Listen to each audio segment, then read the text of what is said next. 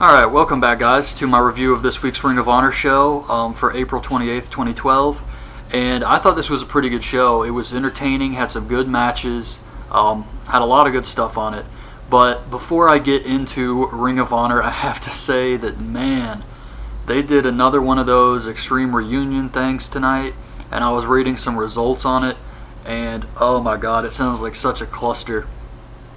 I mean, I don't know what exactly is going on with Sabu, but apparently it's on TMZ and all these places that he wasn't responding to phone calls, and they found him at his hotel and he was in like bad shape. So bad they called 911 and had him rushed to the emergency room. So I hope the best for Sabu, but he was supposed to wrestle Shane Douglas on the match tonight on the card, and obviously he couldn't make it. Apparently Justin Credible was supposed to be in a match, but he was really messed up too, and oh my god, just crazy.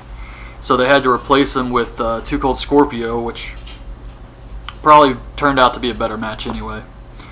But yeah, so that's that news. And then also some more news. TNA is now going to be starting at 8 o'clock instead of 9 because they don't want to compete with football. And so they decide that on Thursday nights they're going to run from 8 to 10 instead of 9 to 11. I just thought I'd throw that out there. It's supposed to start like the end of May or something. But on to Ring of Honor. The first match we get is Caprice, Coleman, and Cedric Alexander versus the Briscoes in a Proving Ground match. This was okay, pretty good. Charlie Haas actually comes out and low blows Jay, and the ref's back is turned so he doesn't see the interference. And it cost the Briscoes the match, which in the future gives Caprice and Cedric a future shot at the tag titles. Caprice hits the Hurricane Rana on Mark Briscoe, and then Cedric hits a big splash. So that's how they got the win. That was the finish. Then we see a promo with the Embassy and Truth Martini. This was awesome. I just love these guys, and it was really funny. They're talking about how Truth bought Rhino's contract from the Embassy or something. And they have another video talking about this same thing on YouTube that was also really good, where Truth is like, "Hey Nana, where them hoes at?" It was just hilarious. But apparently they have bought Rhino's contract or whatever, so now he's working for the House of Truth. He cuts a promo on how he's going to kill Eddie Edwards at Border Wars. Then we get Vinny Marcelja, I can't remember how you pronounce his name, Marcelia versus Rhino. Definite squash match. Truth comes out, he makes fun of Vinny on a promo, he makes fun of him, he puts over Rhino. The entire match, Rhino clotheslines him, hits a belly-to-belly suplex, and then gores him for the win. Very short. But I guess they want to make Rhino look strong for his TV debut, so I was fine with it. And it was cool to see a squash match by Rhino. I think they can do a lot of stuff with him. He's obviously going to go the heel route, working with Truth Martini though. And then we get Cornette and Kevin Kelly in the ring. They're supposed to do an interview with Kevin Steen. Kevin Steen comes out. He's got a Canadian flag. He's got Jimmy Jacobs with him. The zombie princess or whatever. And it was just this entire segment was really good. Steen asks if Cornette's going to do all of Davey Richards' talking for him. Davey Richards comes out with an American flag. Steen says that Davey promised, back when they were friends, he promised to help him get his job back in Ring of Honor after he lost to Generico. He said he promised he would, but he didn't because he didn't want Steen around. He was afraid of Steen. Richards says that Steen always blames everyone else, but he never blames himself. And Steen says that, how many times have you threatened to leave Ring of Honor to go back to Japan? They're about to fight. They slap each other. Security comes out to separate them, and Cornette makes them sign a waiver because the pile driver is legal for Border Wars, and they have to sign a waiver so that they can't sue Ring of Honor. And Steen says, "What would I sue you for anyway? A collection of Smoky Mountain Wrestling tapes?" And that was an awesome line. Cornette actually tricked Kevin Steen into signing that this is going to be his only title shot. So he tricked him when he signed the waiver that he also signed away any future title shots.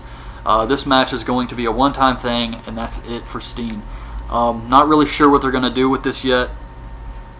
But another part in this segment I thought was awesome was Jimmy Jacobs is there, and Cornette just looks at him and says, "What is wrong with you?"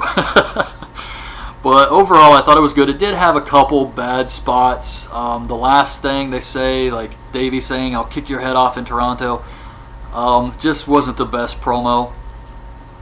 There was a few spots that were kind of bad, but Steen was awesome, and Davey did have some good parts, and just a couple bad parts. So overall, I thought it was a good segment. I thought it was pretty good, and it was entertaining.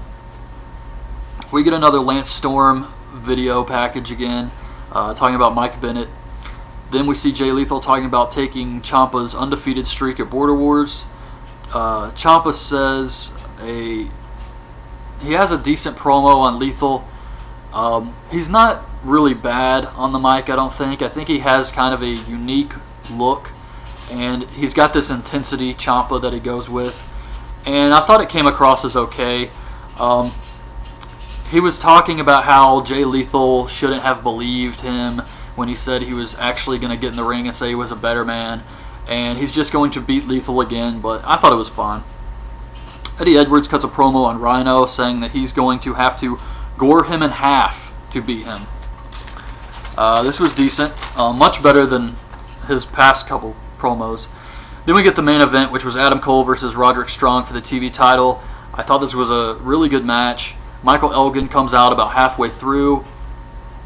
Cole goes for a dive, but Roderick tosses him into Michael Elgin. He gets back in the ring. They're wrestling around, and then he goes and just hits a dive on Elgin again. So Elgin gets pissed off. He tries to get in the ring. Referee's distracted trying to get Elgin out. Meanwhile, Truth hits Adam Cole in the back with the Book of Truth, and Roderick hits the suplex into the knees for the win. Definitely teasing a House of Truth breakup here with Elgin feuding with Roderick. I expect that to be where they go with this. I'm not really sure why Elgin was out there. It didn't really make sense because they were kind of eyeballing each other. Like Roderick was looking at him, and then you have the part where he tossed Adam Cole into Elgin. Elgin's probably going to get pissed off about that. So I do like the House of Truth, but I guess if they have Rhino now, they don't really need Elgin. And Elgin has already gotten so much praise for having the awesome match it showed on the Sunday too with Davey Richards that I think he's probably going to turn babyface, and this could be really good for him. I think this can give him a new range as a wrestler. And then they advertised that next week we're going to get Kevin Steen versus Kyle O'Reilly and Tommaso Ciampa versus Matt Taven. So that should also be a pretty good show next week. So that's it. My review of this week's Ring of Honor show. Hope you guys liked the video. And if you saw the show, leave your thoughts on it in the comments. So that's it. Thanks for watching. Bye.